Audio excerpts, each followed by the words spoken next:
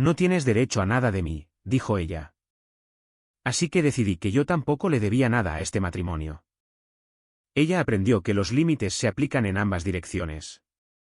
Algunas personas recuerdan exactamente dónde estaban cuando escucharon noticias que les cambiaron la vida. Yo recuerdo exactamente dónde estaba sentado cuando mi esposa me dijo que yo no tenía derecho a nada de ella. La misma silla en nuestra mesa del comedor donde habíamos comido 1000 veces juntos, donde habíamos hecho planes y celebrado ascensos, y hablado sobre tener hijos eventualmente. Esa silla en nuestra casa colonial de Coyoacán, la que tenía la pata ligeramente inestable que yo seguía pensando en arreglar. Era un domingo por la tarde a finales de mayo, inusualmente cálido para la Ciudad de México. Yo estaba preparando la cena, salmón a la parrilla con verduras asadas, mientras Valeria estaba sentada a la mesa desplazándose por Instagram. Yo había estado hablando de mi semana, la fecha límite del proyecto importante, el estrés con mi equipo, los problemas habituales de arquitecto de software. Ella no había levantado la vista de su teléfono en 10 minutos. Esto se había convertido en nuestro patrón, su creciente distancia, mi creciente esfuerzo por acortarla. Ella había estado atendiendo llamadas en la otra habitación, siempre ocupada con proyectos de trabajo, o noches de chicas, o sus clases de pilates. Yo compensaba haciendo más en la casa, preparando sus comidas favoritas, encargándome de todas las tareas domésticas, tratando desesperadamente de reconectar con alguien que parecía estar escapándose. Serví la comida y me senté frente a ella. Entonces, estaba pensando, dije, cortando mi salmón, tal vez podríamos probar lo que sugirió Javier. Ya sabes, como un registro semanal, cenas de domingo del Estado de la Unión donde realmente hablemos. Ella levantó la vista de su teléfono y vi algo en su expresión que hizo que se me tensara el estómago. No era ira, exactamente. Algo más frío. ¿Sabes qué, Carlos? Ella dejó su teléfono con deliberada precisión. Necesito que entiendas algo. Hice una pausa, con el tenedor a medio camino de mi boca. No tienes derecho a nada de mí. Su voz era tranquila, casi casual, como si estuviera comentando sobre el clima. Ni mi tiempo, ni mi atención, ni mi energía emocional. No te debo registros semanales ni conversaciones profundas ni nada de ese mantenimiento de la relación por el que sigues presionando. Bajé mi tenedor lentamente. Estamos casados. ¿No es ese un poco el punto central? Ella se rió. Realmente se rió. El matrimonio no significa que esté obligada a actuar para ti. Estoy cansada de que actúes como si te debiera algo solo porque firmamos papeles hace 6 años. ¿Actuar? Repetí, genuinamente confundido. Estoy hablando de una conversación básica, de preocuparse por lo que sucede en la vida del otro. Necesito espacio para ser yo misma sin tener que considerar constantemente tus necesidades, dijo, tomando su teléfono nuevamente. Necesitas descubrir cómo estar satisfecho por tu cuenta. Esa no es mi responsabilidad. Me quedé sentado allí tratando de procesar lo que estaba escuchando. ¿Esto se trata de algo específico? ¿Hice algo mal? Esto no se trata de que tú hicieras algo mal. Suspiró como si yo estuviera siendo deliberadamente obtuso. Se trata de límites. No quiero sentirme presionada a ser alguien que no soy. ¿Qué presión? Solo quiero que mi esposa hable conmigo. Y te estoy diciendo que no estoy aquí para hacerte feliz. Estoy aquí para vivir mi vida. Ella se puso de pie, dejando su plato apenas tocado en la mesa. Tú haz lo tuyo, yo hago lo mío. Así es como funciona esto ahora. ¿Así es como funciona? ¿Nuestro matrimonio? Llámalo como quieras. Ella se dirigió hacia el dormitorio. Solo estoy siendo finalmente honesta sobre los límites. No tienes derecho a nada de mí, Carlos. Cuanto antes aceptes eso, mejor. Ella desapareció en el dormitorio, dejándome sentado solo en la mesa con 2 platos de salmón enfriándose. Podía escuchar la televisión encenderse, a ella acomodándose para ver sus programas como si no acabáramos de tener una conversación que reescribió toda nuestra relación. Terminé mi comida lenta y metódicamente, mientras mi mente corría a toda velocidad. No tienes derecho a nada de mí. Ni mi tiempo, ni mi atención, ni mi energía emocional. Las palabras se repetían, cada sílaba aguda y clara. Limpié la cocina solo, cargando el lavavajillas, limpiando los mostradores. Ella había dejado su plato en la mesa sin pensarlo 2 veces. ¿Por qué lo levantaría? Ella no estaba obligada a considerar mi conveniencia. Esa noche, permanecí despierto mientras ella dormía pacíficamente a mi lado, aparentemente sin la carga de lo que acababa de declarar. Repetí sus palabras una y otra vez. No tienes derecho a nada de mí. La certeza total en su voz, el desprecio casual de 6 años de votos matrimoniales. Y entonces, en algún lugar alrededor de las 2 de la mañana, la conclusión lógica se cristalizó con perfecta precisión. Si ella no me debía nada, entonces yo no le debía nada a ella. Absolutamente nada. Ella había trazado una línea en la arena, pensando que estaba estableciendo su independencia. Lo que realmente había hecho era darme permiso para retirarme por completo, para aplicar su filosofía con perfecta consistencia, para dejar de esperar algo de ella mientras simultáneamente detenía la provisión de todo para ella. Por la mañana, tenía un plan. Ella se despertó esperando su rutina habitual. Yo ya estaba vestido, bebiendo mi café en el mostrador, revisando correos electrónicos en mi teléfono. ¿No hiciste suficiente para mí?, preguntó ella, mirando la cafetera de una sola porción. Levanté la vista. Hacer tu café significaría que tienes derecho a mi esfuerzo. Lo dejaste muy claro anoche. Así no es como funciona esto. Ella me miró fijamente, la confusión parpadeando en su rostro. ¿Hablas en serio ahora mismo? Completamente en serio. Enjuagué mi taza y la dejé en el fregadero. Fuiste muy clara sobre el nuevo arreglo. Solo estoy siguiendo tu ejemplo. No quise decir, comenzó ella, pero yo ya me dirigí a la puerta. Que tengas un buen día, dije y me fui sin el beso habitual ni ninguno de los pequeños gestos que habían marcado nuestras mañanas durante 6 años. En el trabajo, me sentí extrañamente concentrado, como si hubiera estado cargando un peso que no había reconocido completamente hasta que lo dejé. Durante años, había estado anticipando las necesidades de Valeria, gestionando sus estados de ánimo, tratando de mantener la conexión con alguien que aparentemente resentía el esfuerzo. Ahora, era libre. Ella misma me había liberado. Esa noche, llegué a casa e hice la cena para uno, solo suficiente pollo y arroz para mí. Comí mientras leía un artículo en mi teléfono, la cocina en silencio excepto por el sonido de mi tenedor contra el plato. Valeria llegó a casa 20 minutos después. ¿Ya comiste?, preguntó, mirando mi plato único en el fregadero. ¿Lo hice? No me esperaste.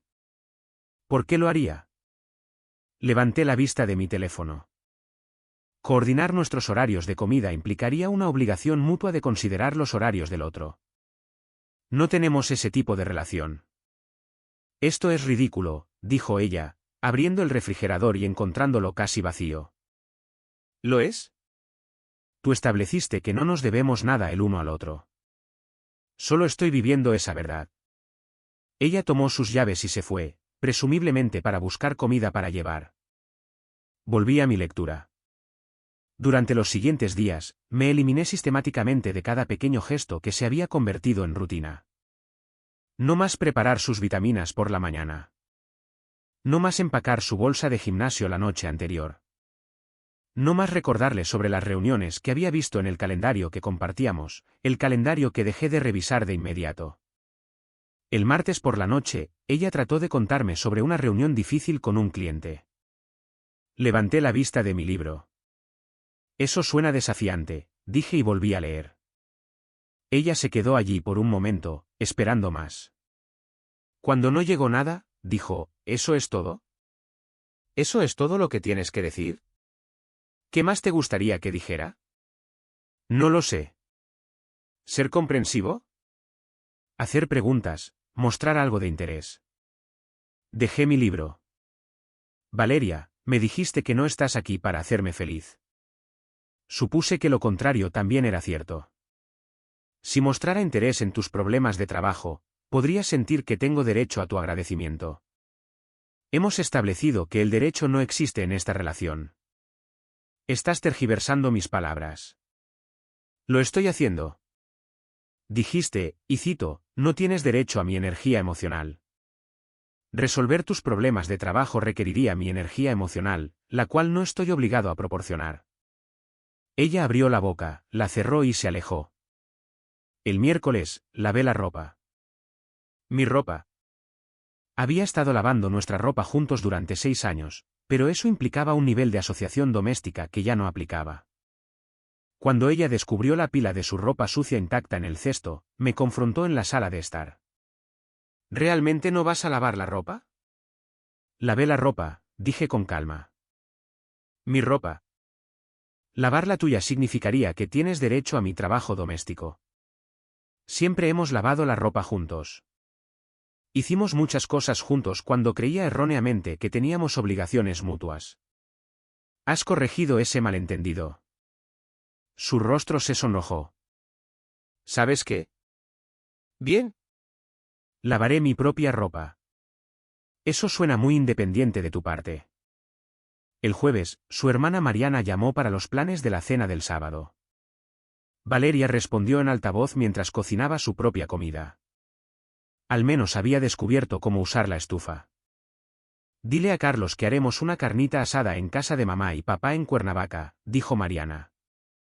A las 6 en punto. Estaremos allí, respondió Valeria automáticamente. Levanté la vista de mi computadora portátil. En realidad, tengo mis propios planes el sábado. Valeria cubrió el teléfono. ¿Qué planes? Mis planes. No estoy obligado a participar en tus eventos familiares. Es una cena familiar. Siempre vamos. Tú siempre vas a tus cenas familiares. Yo me unía ocasionalmente porque pensaba que se suponía que debía hacerlo. Pero dado que las obligaciones no existen, soy libre de pasar mi sábado como quiera. Ella me miró fijamente, con el teléfono aún en la mano, la voz de Mariana preguntando si todo estaba bien. Esto es una locura, siseó Valeria. ¿Lo es? Tú estableciste el marco de referencia. Solo estoy siendo consistente con él. Ella le dijo a Mariana algo sobre que yo tenía un asunto de trabajo y colgó. Estás haciendo esto para castigarme. ¿Castigarte por qué? No hiciste nada malo. Simplemente aclaraste los términos de nuestra relación. Estoy agradecido por la honestidad. De hecho, Carlos, lo digo en serio. Esta cosa de sin obligaciones es increíblemente liberadora.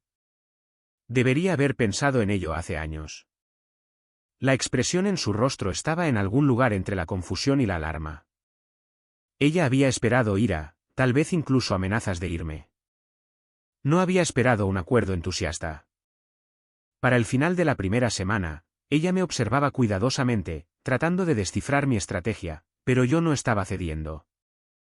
En todo caso, estaba descubriendo cuánta energía había estado desperdiciando en alguien que había admitido abiertamente que no sentía ninguna obligación de corresponder.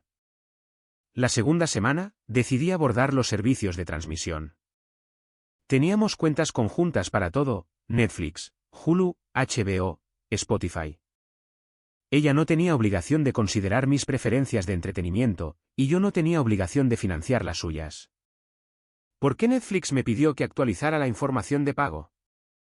Preguntó el viernes por la mañana, mirando su teléfono con confusión. Ah, eliminé la cuenta conjunta. Tendrás que configurar tu propia suscripción si quieres seguir viendo tus programas. Pero hemos compartido esa cuenta durante años. Correcto, pero eso fue cuando teníamos obligaciones mutuas. Ahora que somos operadores independientes, tiene más sentido que cada uno maneje sus propias suscripciones. Más libertad para que ambos elijamos exactamente lo que queremos. Ella comenzó a discutir, luego pareció darse cuenta de que no tenía base sobre la cual sostenerse. Después de todo, ella fue quien estableció que no nos debíamos nada el uno al otro. Luego vino la situación de la despensa. En lugar de hacer las compras para los dos como había estado haciendo durante años, comencé a comprar exactamente lo que yo necesitaba. Conseguí un mini refrigerador para la habitación de invitados, donde había comenzado a dormir, y guardé mi comida allí. ¿Dónde está toda la comida?, preguntó Valeria el domingo por la mañana, abriendo nuestro refrigerador principal casi vacío. Levanté la vista de mi café. Mi comida está en mi espacio. Tu comida estaría en el refrigerador compartido, pero no has comprado ninguna. Esto es una locura. ¿Lo es? Piénsalo lógicamente. Dejaste claro que no quieres la carga de considerar mis necesidades. Bueno, yo no quiero la carga de preguntarme si me estoy extralimitando al comer algo que tú compraste o si te sientes obligada a compartir la comida que pagaste. De esta manera, ambos tenemos total autonomía. ¿Estamos casados, Carlos?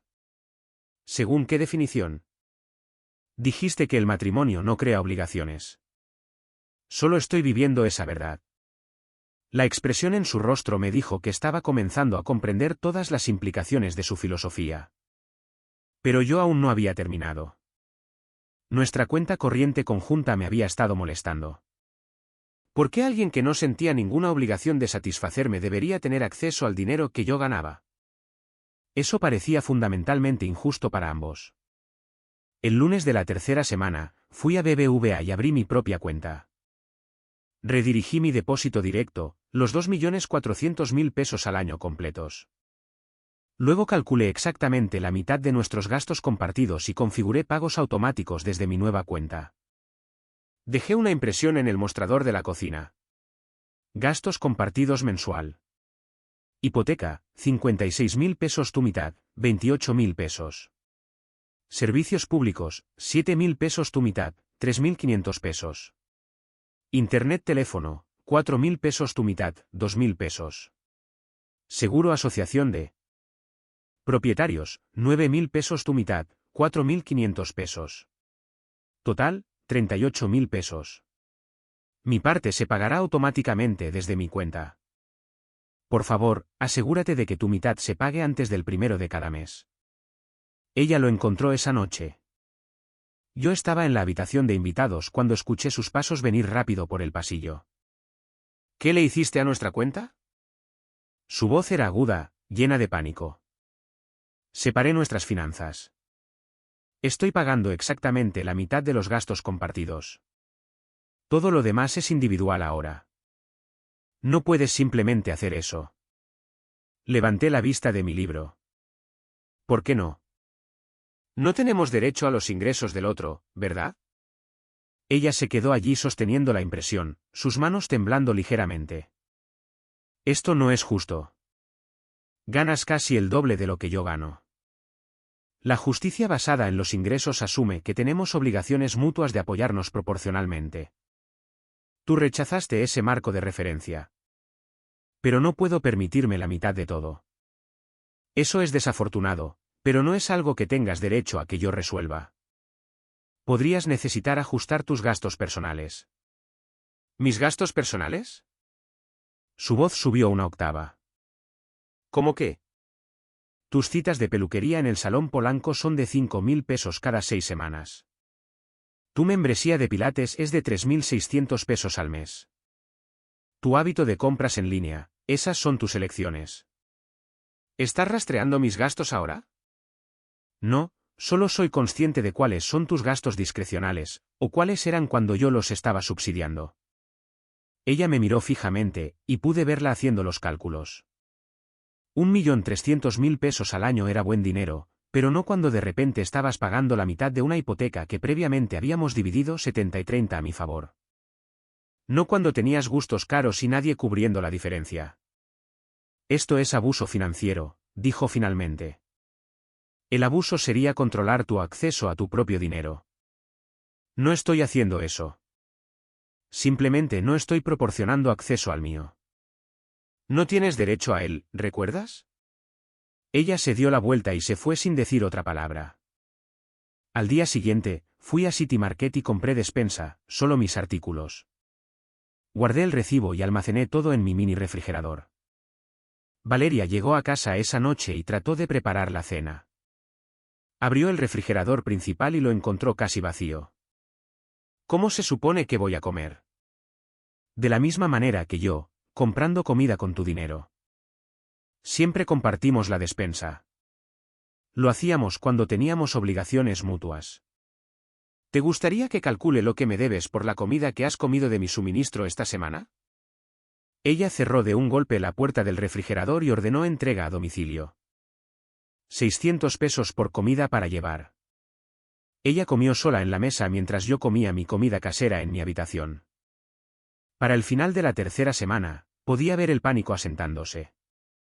Ella estaba luchando por descubrir cómo manejar su nueva realidad financiera. Más importante aún, estaba comenzando a darse cuenta de que el esposo al que había dado por sentado no iba a volver para rescatarla. El jueves por la noche, la eliminé de mi póliza de seguro de coche. Ella recibió la notificación el viernes por la mañana. ¿Me sacaste de tu seguro? Yo estaba preparando mi desayuno. Cada uno necesita sus propias pólizas ahora. Sin obligaciones, ¿recuerdas? ¿Sabes cuánto será mi tarifa como póliza individual? No es mi preocupación, desafortunadamente. No tienes derecho a mi cobertura de seguro. Sus manos temblaban mientras sostenía su teléfono.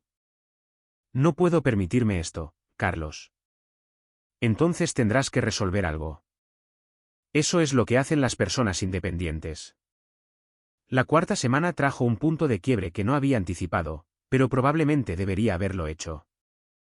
El sábado por la tarde, el coche de Valeria se averió en el periférico cerca de la salida a San Jerónimo.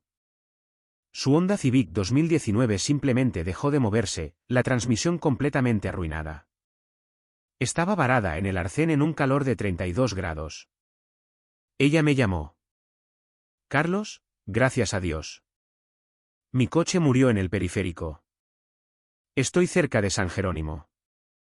¿Puedes venir a buscarme? Yo estaba en casa, leyendo en el sofá. Eso es desafortunado. ¿Has llamado a tu seguro? Silencio. Luego, te llamé a ti. Necesito que vengas a buscarme. Valeria, que yo te rescate implicaría que tienes derecho a mi ayuda en emergencias. Has sido muy clara en que el derecho no existe entre nosotros. ¿Hablas en serio ahora mismo? Estoy varada en la autopista. Lo entiendo. El seguro te solucionará el problema. Si no tienes cobertura, puedes llamar a un Uber para llegar a casa y organizar una grúa. No puedo creer que estés haciendo esto. Su voz se quebró. Solo estoy aplicando tu filosofía de límites consistentemente. Estarás bien. Eres capaz de manejar esto tú misma. Colgué. Ella se sentó en ese coche caliente durante 45 minutos esperando una grúa. Le costó 4.000 pesos remolcarlo al mecánico. El Uber a casa costó 700 pesos. Y luego vino el presupuesto de reparación, 96.000 pesos por una nueva transmisión. Ella no lo tenía. Ni siquiera cerca. Había estado viviendo de sueldo en sueldo desde que separé nuestras finanzas, tratando de mantener su estilo de vida mientras cubría gastos que nunca había pagado completamente antes. 2 días después, se acercó a mí en la cocina. Yo estaba haciendo café, mi café, antes del trabajo. Necesito hablar contigo sobre mi coche. ¿Qué pasa con él? La transmisión se fue. Cuesta 96.000 pesos arreglarla. Serví mi café. Eso es costoso. ¿Puedes ayudarme a pagarlo? No tengo esa cantidad de dinero en este momento. ¿Ayudarte cómo? ¿Prestártelo o simplemente pagarlo? Solías encargarte de estas cosas. Tomé un sorbo de café y la miré. Realmente la miré. Tenía círculos debajo de los ojos. Su cabello necesitaba un corte que ya no podía pagar. Se veía pequeña y asustada. Solía hacer muchas cosas cuando pensaba que teníamos obligaciones mutuas. Pero no tienes derecho a mi asistencia financiera para tu propiedad personal. Es una emergencia. Es tu emergencia. Estoy seguro de que lo resolverás. ¿Cómo se supone que voy a llegar al trabajo? Uber, Lyft, el metro, bicicleta, pedirle a un amigo. Tienes opciones. ¿Simplemente vas a verme luchar con esto? No estoy viendo nada. Simplemente no te estoy rescatando de un problema que no es mío para resolver. Ella me miró fijamente y vi algo romperse detrás de sus ojos. Este fue el momento en que ella realmente entendió. Yo no iba a volver. La red de seguridad se había ido. Ella agotó el límite de su tarjeta de crédito para la reparación. Todavía estaba tomando Ubers mientras el coche estaba en el taller, otros 3.000 pesos en costos de viaje. Luego, la administración del edificio envió un aviso sobre daños por agua en nuestro departamento, 22.000 pesos cada uno por nuestra parte de la reparación. Pagué mi mitad de inmediato. Valeria no lo tenía. Llamó a su madre. Escuché parte de la conversación. Mamá, solo necesito pedir prestado. No, Carlos no está. Estamos teniendo algunos problemas. No puedo explicar. Ella no podía articular lo que estaba sucediendo sin admitir lo que me había dicho. Para la quinta semana, Valeria se estaba ahogando. Había cancelado su membresía de Pilates, dejó de arreglarse el cabello y ya no salía. Su tarjeta de crédito estaba al límite, sus ahorros agotados, y estaba pidiéndole a su jefe un adelanto de su sueldo. Vi todo esto, pero no hice nada. Ella había trazado el límite.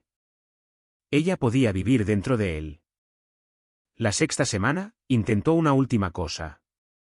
El miércoles por la noche, llegué a casa del trabajo y encontré nuestra mesa del comedor puesta con velas. Velas reales, no las LED que solíamos usar. Valeria había hecho la cena, mole negro, mi favorito. Una verdadera especialidad mexicana. Llevaba un vestido que yo siempre había elogiado. ¿Qué es todo esto? Pregunté, dejando mi bolsa de la computadora portátil. Hice la cena para nosotros. Tu favorita. Eso es considerado de tu parte, pero ya comí. Carlos, por favor. Su voz era más suave de lo que la había escuchado en semanas. ¿Podemos simplemente tener una noche agradable juntos? Me senté pero no toqué la comida. Ella trató de conversar preguntando sobre mi trabajo, tocando mi mano a través de la mesa. Era una actuación y ambos lo sabíamos. Te extraño, dijo finalmente. ¿Qué extrañas de mí? Solo a nosotros. Estar cerca. ¿Podemos subir y reconectar? ¿Reconectar? ¿Cómo? ¿Sabes a lo que me refiero? Estás sugiriendo intimidad física. ¿Estamos casados, Carlos? Estudié su rostro. La desesperación había reemplazado la certeza fría que tenía hace 6 semanas. Y has establecido que el matrimonio no crea obligaciones ni derechos. Esto es diferente. ¿Cómo es diferente? Porque se trata de estar cerca, de cuidarse el uno al otro. La intimidad física es definitivamente una forma de satisfacer a alguien. Y fuiste muy clara en que no tienes obligación de satisfacerme, y yo no tengo obligación de satisfacerte. Dormir juntos sería satisfacernos mutuamente. Sus ojos se llenaron de lágrimas. ¿Vas a aplicar esta lógica a nuestra vida sexual también? ¿Por qué no lo haría? Es tu lógica. Dijiste que no estás aquí para hacerme feliz. Bueno, la intimidad física generalmente se trata de satisfacción mutua. Dado que hemos eliminado esa obligación, no tiene sentido participar en ella. Las lágrimas se derramaron. Esto no es lo que quería. ¿Qué querías? Quería espacio. No quería esto. Querías espacio de las obligaciones hacia mí mientras conservabas todos los beneficios de que yo me sintiera obligado contigo. Así no es como funciona. Ella estaba llorando abiertamente ahora, sollozos fuertes y entrecortados que sacudían sus hombros. Ya no puedo hacer esto. Me estoy ahogando financieramente. No tengo con quién hablar. No puedo manejar todo sola. Entonces probablemente deberías haber considerado eso antes de decirme que no tenías derecho a nada de mí. Sabes que esto no es lo que quise decir. Entonces, ¿qué quisiste decir? Explícamelo. Ella abrió la boca, pero no salió nada porque lo sabía. Había querido libertad de responsabilidad mientras conservaba todos los privilegios. Había querido poder descartarme cuando fuera inconveniente mientras aún me tenía disponible cuando fuera útil. Y ahora que le había tomado la palabra, estaba descubriendo lo que costaba la verdadera independencia. Me puse de pie. Cuando estés lista para tener una conversación honesta sobre lo que realmente quisiste decir, Estoy dispuesto a escuchar. Pero no voy a volver a ser la persona a la que te sentiste con derecho a descartar. Fui a mi habitación y cerré la puerta. Pude escucharla llorar en la mesa durante mucho tiempo. A la mañana siguiente, me estaba esperando en la cocina. Había hecho café para ambos. Parecía que no había dormido. Necesitamos arreglar esto, dijo sin preámbulos. Me serví café de la cafetera que ella había preparado. ¿Arreglar qué? Todo está funcionando exactamente como lo diseñaste. No, no es así. Esto no es lo que quería. Entonces probablemente deberías haber tenido más cuidado con lo que pediste. Ella tomó un respiro tembloroso. Quiero volver a cómo eran las cosas. ¿De qué manera? ¿La manera en que yo tenía expectativas que tú resentías? ¿La manera en que te sentías obligada a preocuparte por mi satisfacción? Porque de eso era de lo que te estabas quejando en primer lugar. Estaba equivocada. Las palabras salieron ásperas, como si dolieran. Sobre todo. Sobre las obligaciones, sobre la satisfacción, sobre lo que significa el matrimonio. Me senté frente a ella. Cuéntame más sobre lo que crees que significa el matrimonio. El matrimonio significa que se supone que debemos preocuparnos el uno por el otro. Se supone que debemos querer hacernos felices mutuamente.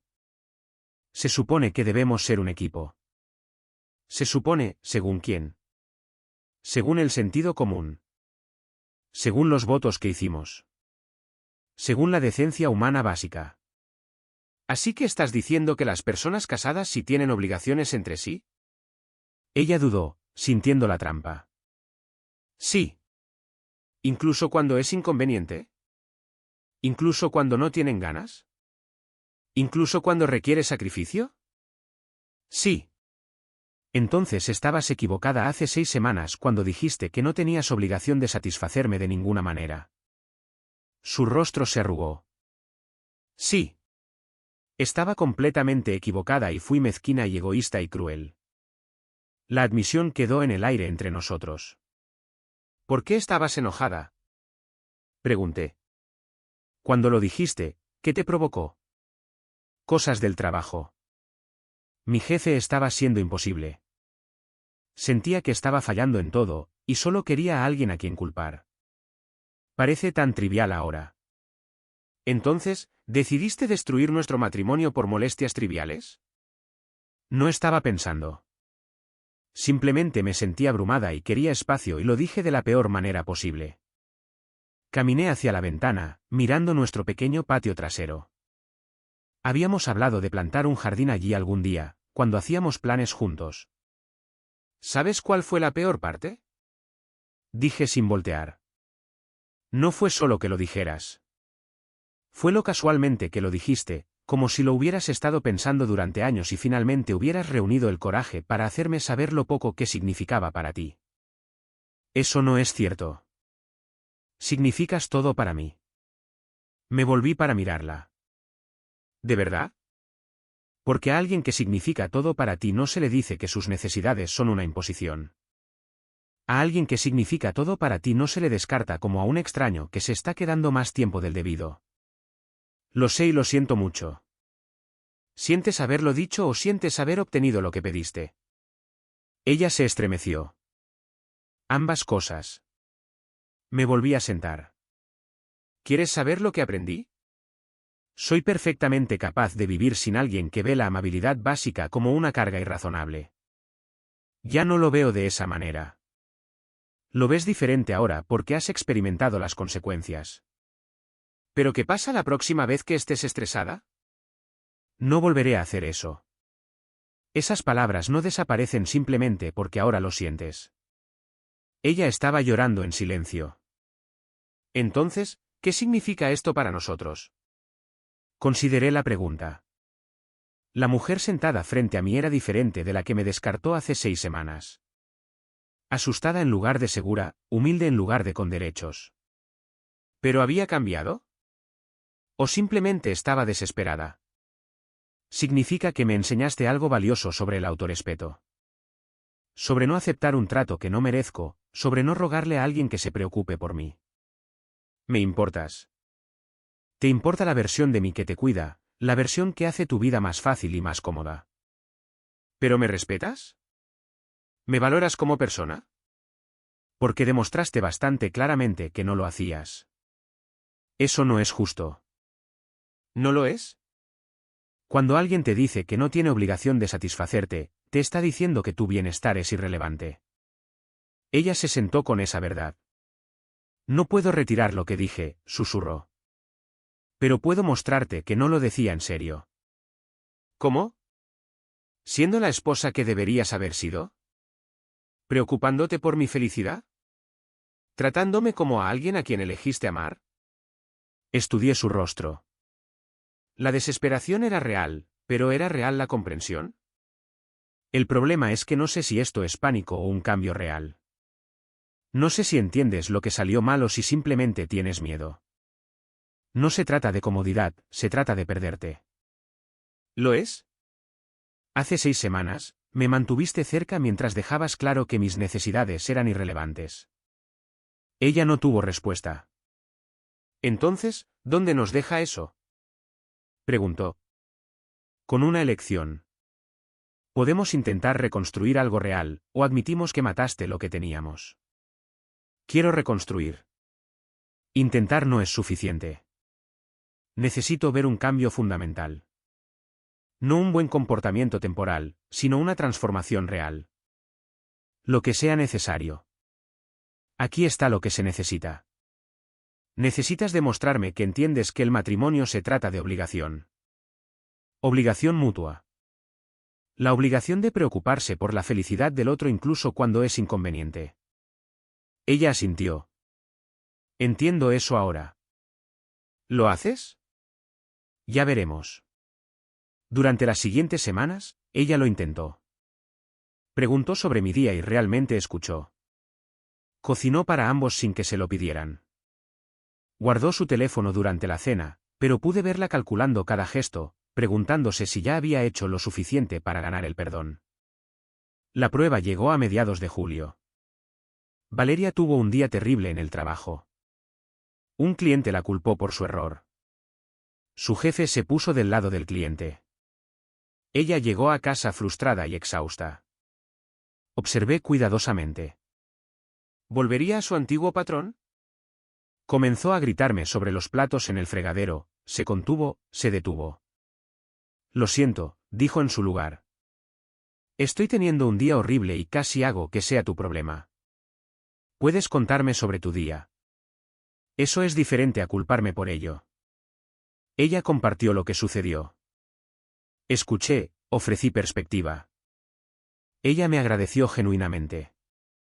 Eso fue un progreso, dije. Aún así, la pregunta me perseguía. ¿Realmente me amaba o amaba lo que yo proporcionaba? 3 meses después de nuestra conversación inicial, a finales de agosto, decidí que necesitábamos tener la conversación real. Necesitamos hablar sobre a dónde vamos desde aquí, dije una noche. Su rostro se puso pálido. ¿Me vas a dejar? Eso depende de tu respuesta a una pregunta. ¿Qué pregunta? ¿Realmente me amas o amas lo que hago por ti? Te amo. Pruébalo. Dime cómo me amas en formas que no te beneficien. Ella no pudo responder de inmediato. Esa vacilación me dice todo, dije. Eso no es justo. Me pusiste en una situación difícil. El matrimonio es estar en una situación difícil todos los días. Es elegir el bienestar de tu pareja incluso cuando no te sirve. Es preocuparse por los sentimientos de alguien incluso cuando son inconvenientes. Es ser generoso cuando estás cansado. Eso es lo que es el amor. Estoy aprendiendo a hacer esas cosas. Estás aprendiendo a actuarlas. Pero tienen que convertirse en quien eres, no en lo que haces. Ella guardó silencio durante mucho tiempo. Entonces no sé si puedo ser esa persona. La honestidad me sorprendió. Al menos ahora estamos tratando con la verdad, dije. Quiero ser esa persona. Quiero ser alguien que te ame naturalmente, no alguien que tenga que recordar preocuparse. Pero no sé cómo llegar allí. Yo tampoco. Y no sé si quiero ser tu muñeco de práctica mientras lo descubres. Entonces, ¿qué pasa ahora? Esto es lo que sé. La persona que eras hace 6 semanas no es alguien con quien quiera estar casado. Esa persona era egoísta, con derechos y cruel. La persona que estás tratando de ser ahora es mejor. Pero no sé si es real. Entonces, ¿qué hago? Tienes una elección. Puedes comprometerte a cambiar realmente, no a actuar el cambio, sino a convertirte en alguien diferente. Alguien que ve el matrimonio como una obligación mutua y encuentra alegría en esa obligación. O puedes admitir que no eres capaz de eso, y terminamos esto honestamente. No quiero terminar esto. Querer seguir casado no es lo mismo que estar dispuesto a hacer el trabajo que requiere el matrimonio. Haré el trabajo. Lo que sea necesario. Se necesita estar genuinamente interesada en mi felicidad, incluso cuando te cueste algo. Se necesita dejar tu teléfono cuando estoy hablando. Se necesita pensar en nosotros antes que solo en ti misma. Se necesita tratarme como si importara cada día, no solo cuando necesitas algo. ¿Puedo hacer eso? ¿Puedes? ¿O simplemente estás diciendo lo que necesitas decir para mantener tu vida cómoda? Ya no tengo una vida cómoda. ¿Te aseguraste de eso? No, tú te aseguraste de eso cuando me dijiste que no tenías derecho a nada de mí. Simplemente te creí. Nos sentamos en silencio por un rato.